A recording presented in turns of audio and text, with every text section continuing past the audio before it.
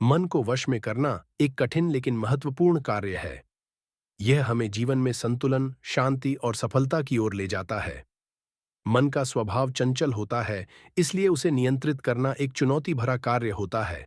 इसके लिए धैर्य, अनुशासन और निरंतर अभ्यास की आवश्यकता होती है। यहाँ एक प्रेरणादायक कहानी है जो यह दर्शाती है कि मन को वश में कैसे किया जा सकता है। महात्मा और शिष्य की कहानी। एक समय की बात है, एक छोटे से गांव में एक महात्मा रहते थे। वे बहुत ज्ञानी और शांति से भरे हुए व्यक्ति थे।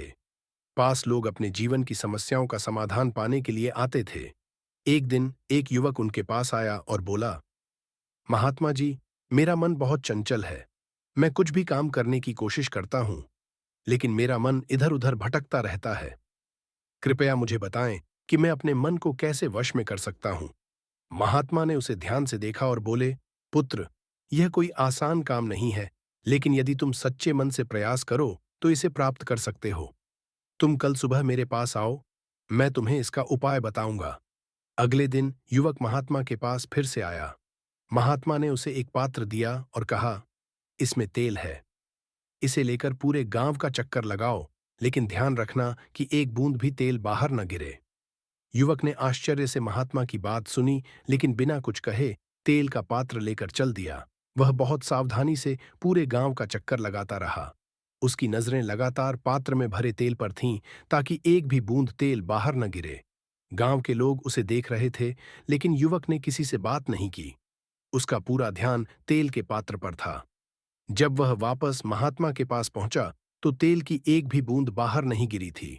महात्मा ने मुस्कुराते हुए पूछा, तुमने गांव का पूरा चक्कर लगाया, क्या तुमने देखा कि रास्ते में क्या क्या हो रहा था?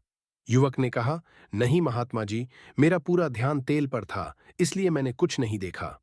महात्मा ने उसे समझाते हुए कहा, पुत्र, यही तुम्हारे प्रश्न का उत्तर है। जिस प्रकार तुमने तेल पर अपना ध्यान केंद्रित किया और बाहरी दुनिया की चीजों से विचलित नहीं हुए, वैसे ही यदि तुम अपने जीवन के उद्देश्य पर ध्यान केंद्रित करोगे, तो तुम्हारा मन वश में रहेगा। मन हमेशा विचलित होता है, लेकिन ध्यान और अनुशासन से इसे नियंत्रण में रखा जा सकता है। युवक को महात्मा की बात समझ आ गई।